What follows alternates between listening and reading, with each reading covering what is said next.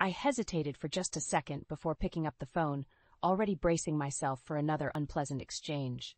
Paul often called me at the worst possible times, but this time was different.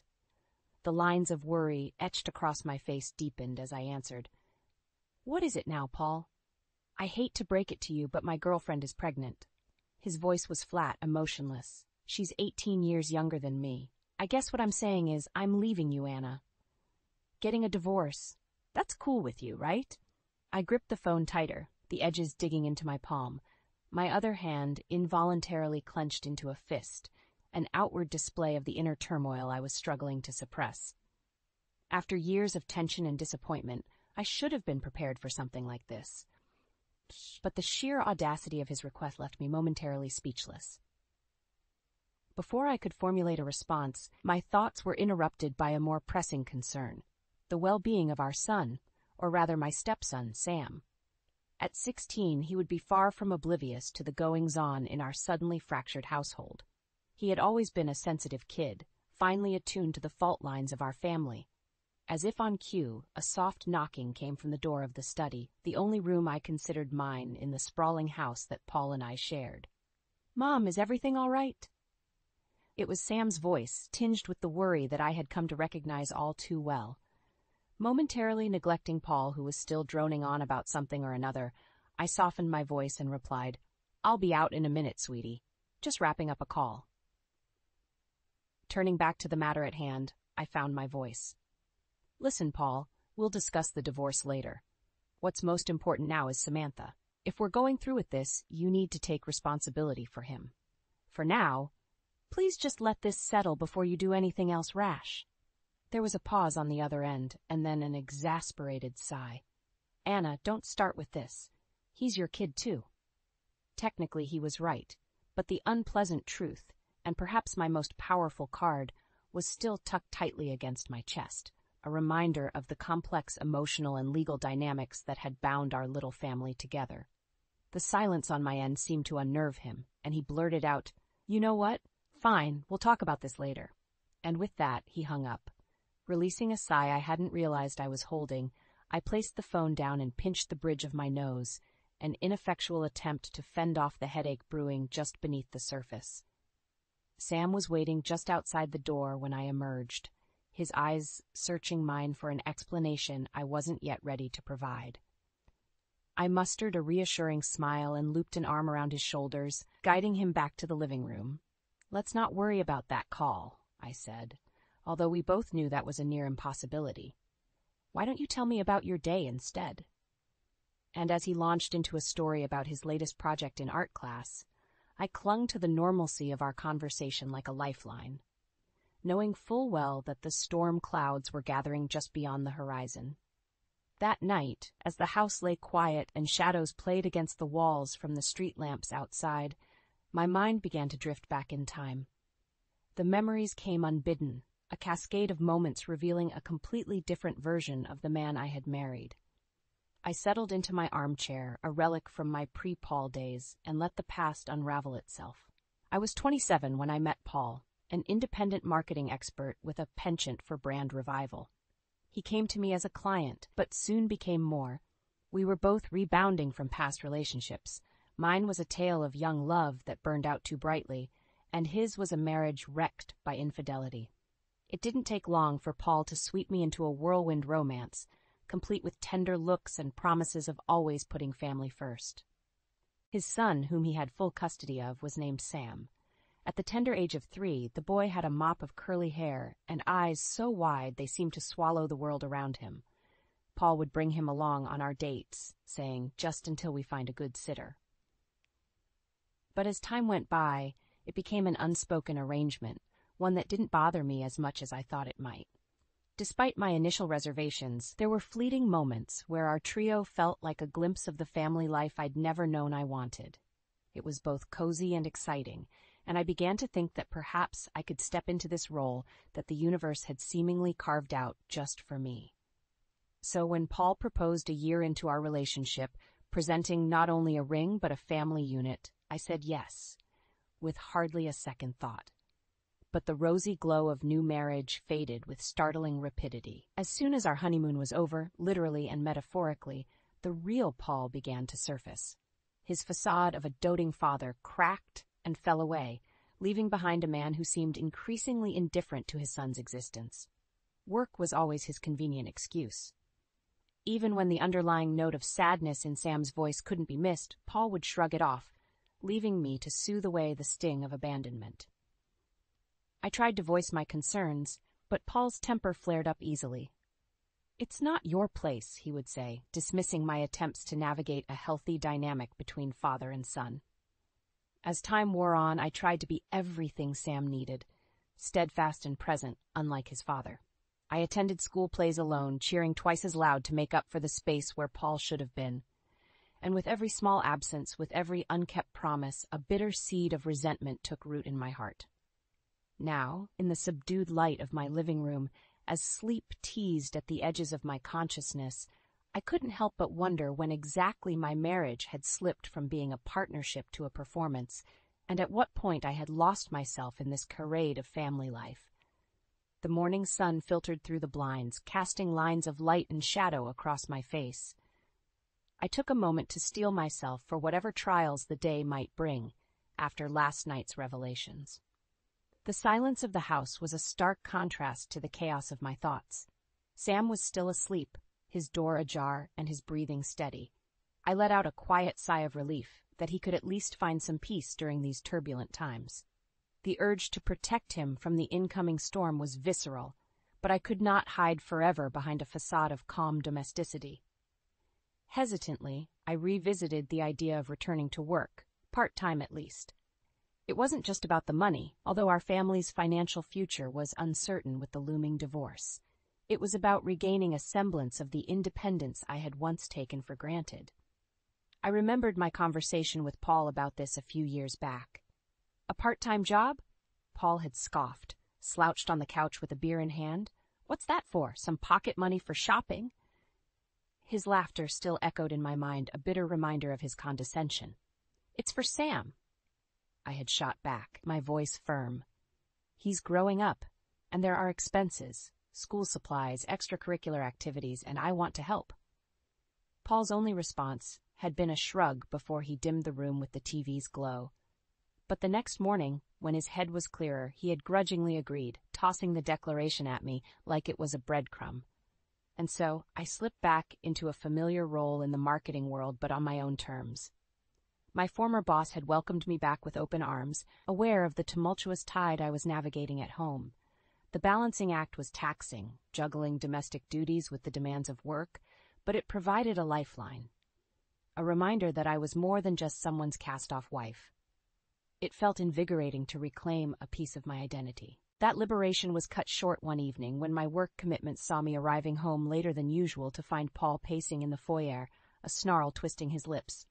"Where have you been?" he demanded. "I was at my part-time job," I replied, weary and not in the mood for another confrontation. "Meeting some man, right?" He seized my arm, his fingers biting into my skin. "Is that it, Anna? Tell me!" The absurd accusation struck me like a slap. Paul's distrust was a grotesque mirror that reflected his infidelities, not mine. I wrenched my arm away from his grip, denial falling from my lips in heated, vehement waves.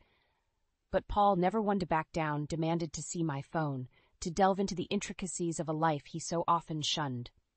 I watched frozen as he dialed my boss's number, that single action shattering any facade of trust we might have still shared. I could have drowned in the silence that followed my boss's clear-cut clarification. Paul's lame attempt at an excuse was nothing more than a shrug and a suggestion that I should have been more careful, if only to save him the embarrassment. Since then, my days were colored with a rising dread of future altercations, a dread that had seeped steadily into my heart, setting up residence alongside the growing hollow of my love for Paul. Now, as I sat upright in my armchair, a cup of cold coffee abandoned on the table before me, the inevitability of our situation settled heavily upon my shoulders. We were past the point of repair. The notion of us existed now only in the fragmented memories of a time when I believed in the possibility of a happy ending. As the days slipped by in an unsettled quiet, life took on a stuttering rhythm. I tried to protect Sam from the growing tensions while I navigated the minefield that my marriage had become. I felt a cold knot at the pit of my stomach every time I caught sight of Paul's car parked outside, his comings and goings now as erratic as his moods.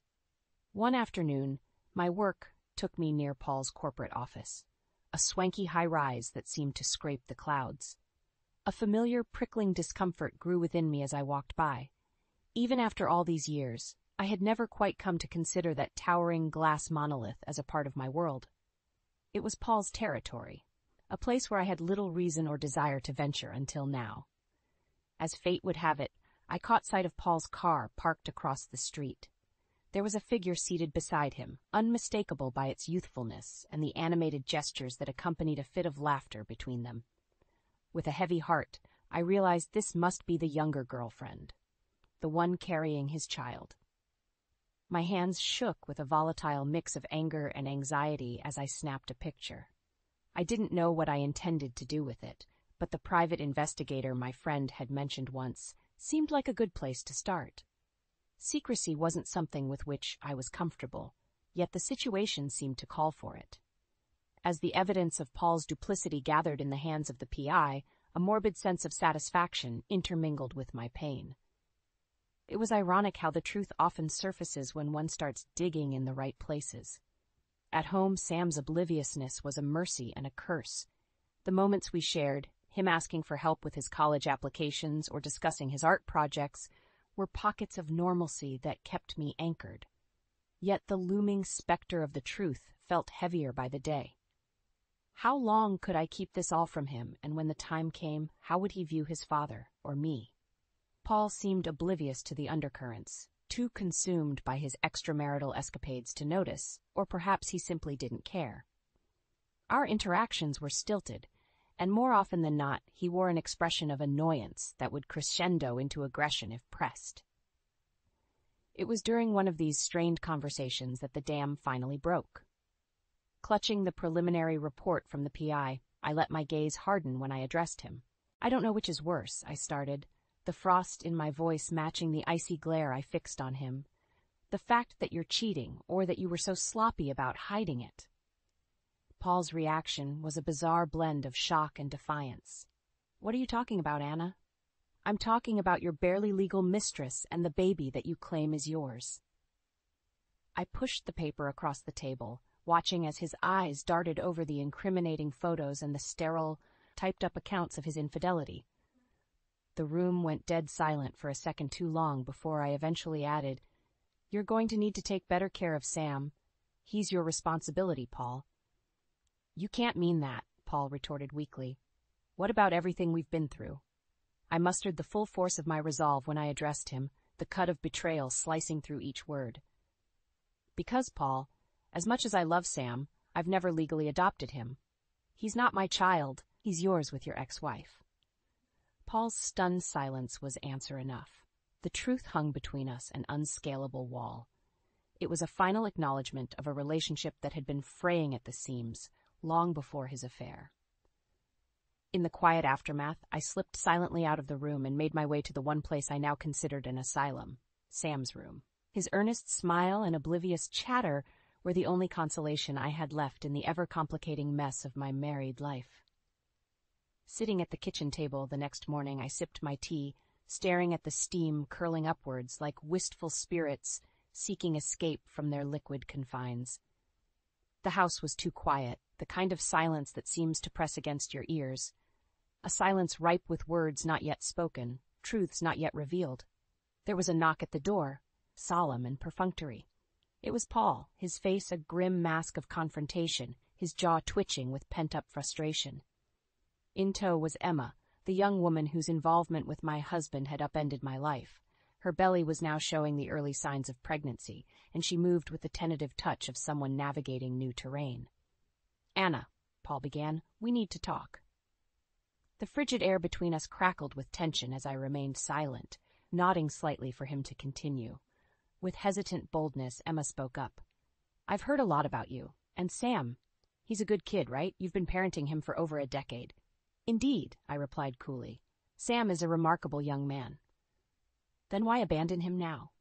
Emma's voice wavered slightly, betraying her underlying apprehension.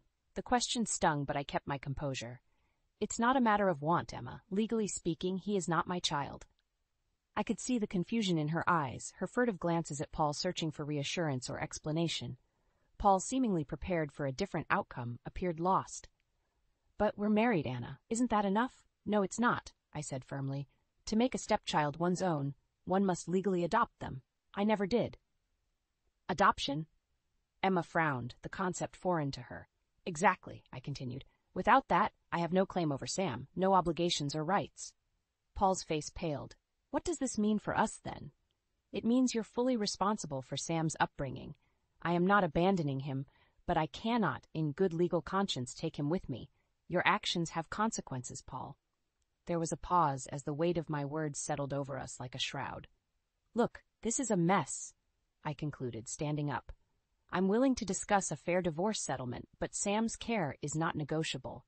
He's your son. The conversation ended with Paul's defeatist surrender. Emma's protests were cut short by a simple, yet stern look.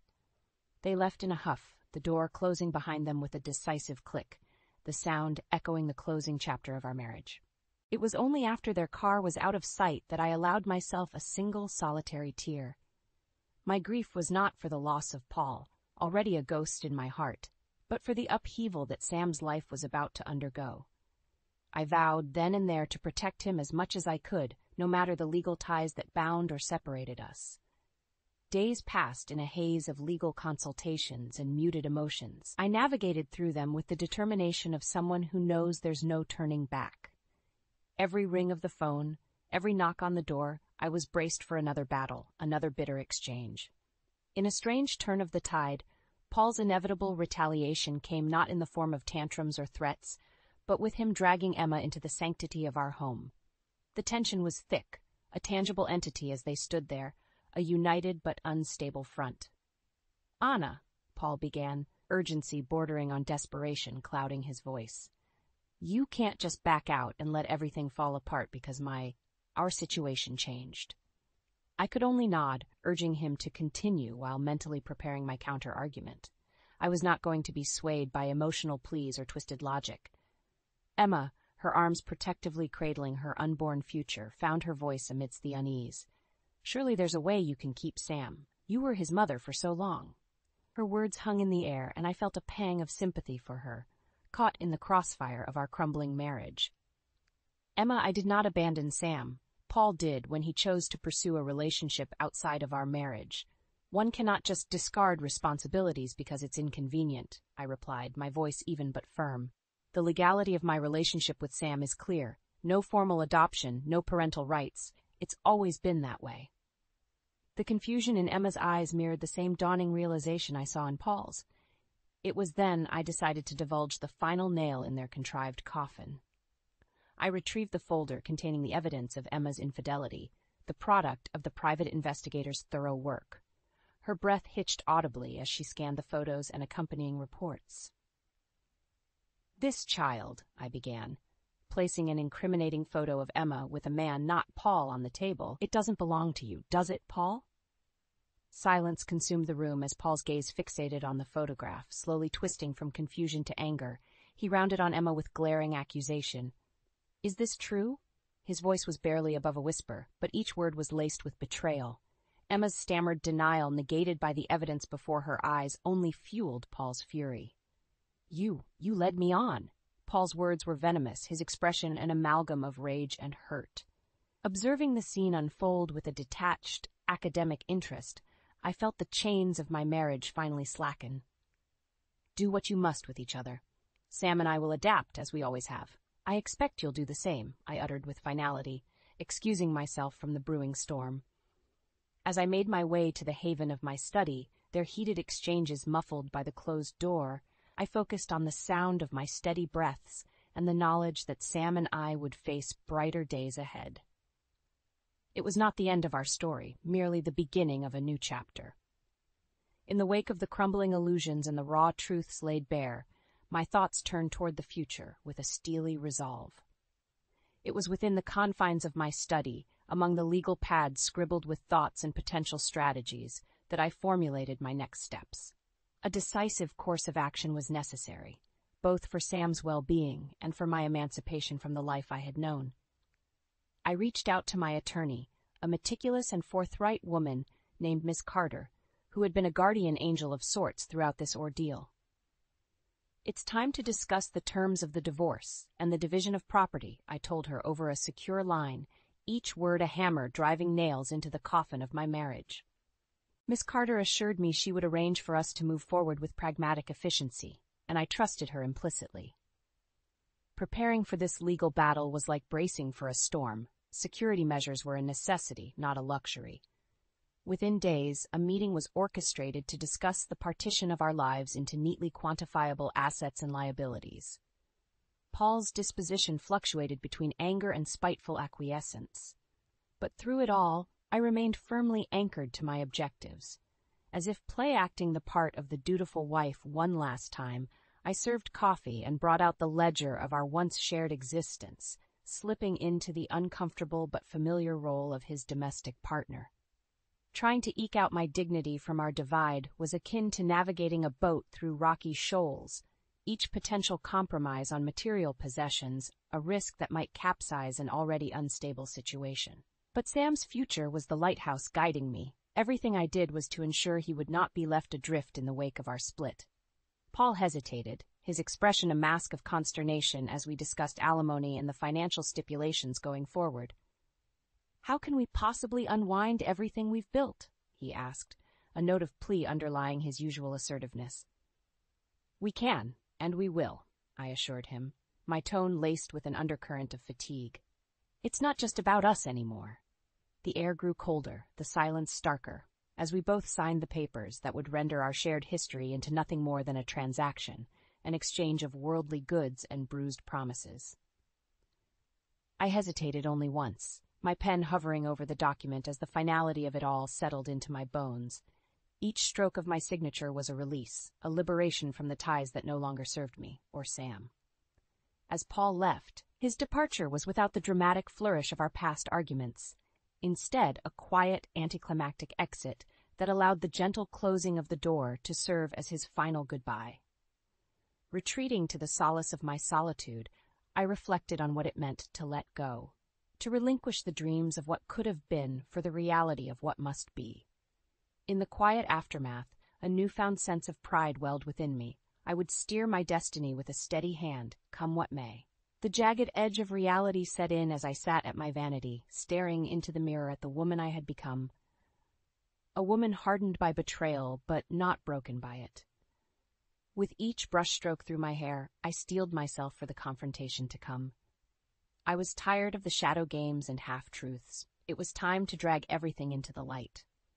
Donning my armor of a charcoal business suit that accentuated my newfound resolve, I arrived at Paul's place of work, a towering testament to his professional success and personal failures.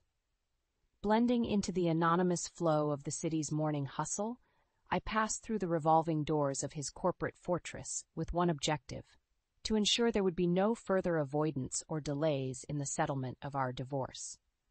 Paul's supervisor, Mr. Green, was a man I had met but a few times, always in the periphery of company galas and charitable events. His demeanor carried the gravity of someone who understood the weight of his position, and as I sat in the waiting area of his office, I folded my hands, ready to lay out my case. The door to Mr. Green's office opened, and Paul's figure appeared, confusion marring his otherwise stern features. He had clearly been interrupted, pulled from whatever business matters had occupied his day. I could sense his annoyance, but the burning urgency in my gaze was enough to silence whatever complaint he might have vocalized. Mr. Green extended his hand, a practiced smile affixed to his face as he addressed me. "Miss Simmons, what brings you to our office today?" I took a deep breath, framing my thoughts into coherent sentences. The matter at hand is personal, but it has reached a point where I can no longer wait for my soon-to-be ex-husband to do the right thing. Our divorce must proceed, and I need assurance he will cooperate. Paul stiffened, his eyes darting to Mr. Green, then back to me. It was clear he had never anticipated our private discord intersecting with his professional life. "Please understand, Mr. Green, I continued. "My visit here is not to scandalize or to seek retribution, but to move forward with transparency and closure." The air between us was charged, the hum of company operations outside Mr. Green's door now a distant murmur. I watched as Mr. Green considered my words, his expression morphing from one of cordiality to concern. "I assure you, Mr. Green," I finished, "that our personal grievances will not impact Paul's responsibilities here at the company. I am merely seeking resolution so we may both proceed with our lives." Paul's protests were interwoven with pleas for discretion, but the truth couldn't be simpler. We were beyond the point of secrets and saving face. With a nod, Mr. Green assured me he would encourage Paul's cooperation. The meeting adjourned with a heavy finality, leaving me to navigate my way back out into the bustle of the city. As I walked, the gravity of my actions began to sink in. I had walked into the lion's den unflinching, laying bare the truth to the powers that would most impact Paul's decision-making. It wasn't long before news of the scandal made its way through the office grapevine. Paul and Emma's illicit relationship, once shrouded in whispers, was now cast into the unforgiving light of day. Emma's position within the company, intertwined as it was with her personal entanglements, became unmanageable. The fallout was swift and irrevocable for both of them, their reputations tarnished and their professional standing compromised. I returned home to the quiet of my study, allowing myself the brief luxury of unraveled composure. The sky outside was overcast, heavy with unreleased rain, a mirror to my own emotional state. Paul and Emma's fate was no longer my concern. I had severed the ties that bound me to their downfall. It was time for me to focus on the path ahead, to embrace whatever came next, with eyes wide open and heart slowly mending. Now, with the anticipation of an uncertain future tingling at my fingertips, I prepared myself for the next chapter, one that I would author on my own terms. The following weeks brought a whirlwind of change and, unexpectedly, hope. I was offered a full-time position at the marketing firm where I had found solace in part-time work, a lifeline that became a vessel for transformation. Gripping the opportunity with both hands, I dove into the work I loved, allowing it to support and reshape the newfound life that Sam and I were building. Sam was navigating his own changes, adapting to the shifting landscape of our family structure with a maturity beyond his years. Discussions of college applications and plans for the future became our new anchor points as we forged ahead in unison. One evening, as the soft glow of the sunset bathed the living room in warmth, Sam approached me, hesitant yet excited. "Mom," he began, "there's someone I want you to meet. I'm seeing someone, and, well, I think you'll like her." His words touched a tender spot within me. Even as he spoke, he fidgeted with the hem of his shirt, a nervous habit he'd had since childhood. "Sam, I'd be delighted to meet her," I assured him, my heart swelling. "But are you sure you're okay with me being there? I mean, after everything." He stopped me with a look, a knowing, reassuring gaze. "Mom, no matter how things ended with Paul, you were always there for me. You're my family. I want you to be part of this." As we shared a warm embrace, I realized that our bonds were indeed stronger than I had ever dared to hope. Sam's resilience and love gave me the strength to be the parent he deserved, regardless of any legal definition. With the official divorce proceedings behind us, my life took on a different rhythm, one filled with promise and productivity. The undertow of loneliness that often accompanied my nights slowly ebbed away, replaced by a sense of peace and fulfillment. Sam's presence was a constant reminder of the continuity of love and care I had provided over the years. Our interactions became less about filling the gaps left by Paul and more about celebrating each milestone, each victory, no matter how small. The college acceptance letter arrived like a beacon of triumph, its crisp white envelope holding so much more than just words. Inside was validation of Sam's talent, determination, and the future he was destined to seize. As he read the contents aloud, his voice crackled with emotion, and I felt my own chest tighten with pride. My own eyes grew misty as he looked up at me, the joy in his face mirrored in my own smile. This was our victory, one made sweeter by the struggles we had overcome. Whatever lay ahead, I knew we would face it together, buoyed by the understanding that family is not merely defined by blood, but by the shared experiences and unconditional support that bonds us. And as Sam set his sights on the horizon, ready to embrace college life and all the challenges it would bring. I stood by, ready to support him as I had always promised, as I would always do. With each passing day, the woman I saw in the mirror grew stronger, surer, a testament to the resilience of the human spirit forged in the fire of adversity and emerging, triumphant and hopeful, into the light of a new beginning. Months melded into a new kind of normalcy, the raw wounds of the past now healing into scars, reminders of battles fought and strength earned. In the solitude of my revitalized life, news of Paul and Emma reached me only in fragments, echoes of the life I had left behind. Through conversations with Mr. Green, whom I had come to regard as an ally in the corporate world, I learned that the once cohesive front Paul and Emma had presented had crumbled into a spectacle of blame and acrimony. The affair, once shrouded in secrecy, was now a specter that haunted their professional and personal lives with equal persistence. Their relationship buckled under the weight of public scrutiny and personal betrayals.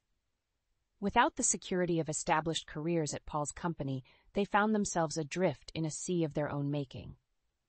The court battle over Emma's claims of emotional abuse and her subsequent demands for compensation was a drawn-out affair, leaving them both exposed and vulnerable. In the end, it was not just their careers that suffered a fatal blow, but their relationship too. Emma, still pregnant and now shouldering the disdain of her family, retreated from the public eye and the ire of her once lover. Paul, meanwhile, found himself unemployed at an age where starting over was more of a challenge than a prospect. Reports suggested he eventually settled for a part-time position at a local store, a shadow of his former glory. As these whispers of their struggles reached me, I found myself reflecting not with malice, but with a somber acknowledgement of life's unpredictable tides. There was no joy in their downfall, only the quiet affirmation that every choice leads us down a path of our own making. For Sam and me, the path was one of growth and newfound harmony. As he embarked on his college journey, I watched him navigate his newfound independence with the same resilience and integrity that had seen him through the chaos of our fractured family life. It was a bittersweet farewell when I dropped him off at his dormitory, but one filled with the promise of his bright future. Back in the fortress of my own rebuilding, surrounded by the familiar comforts of a home that had seen too much yet stood resilient, my career flourished. Returning as a full-time employee had reignited a passion that I had thought lost, infusing my days with purpose and fulfillment. In moments of solitude, I would sometimes catch myself marveling at the strength and serenity that had grown from the ashes of my previous life. There was a newfound sense of self that permeated every aspect of my existence, a calm confidence that whispered assurances of the possibilities that lay ahead. In the evenings when the golden glow of sunset bathed my garden in its warm embrace, I would think of Sam's parting words, that regardless of our lack of legal tie, I had always been and would always remain his true parent, in every sense that truly mattered. It was in these quiet moments that I knew the love and bonds we shared transcended all else. Our narrative had been one of trials and transformation, with the final pages yet to be written. Together and yet apart, we moved forward into our separate futures. A son stepping boldly into the world he would shape, and a mother standing proud, her resolve unshaken, ready for whatever chapters were yet to come.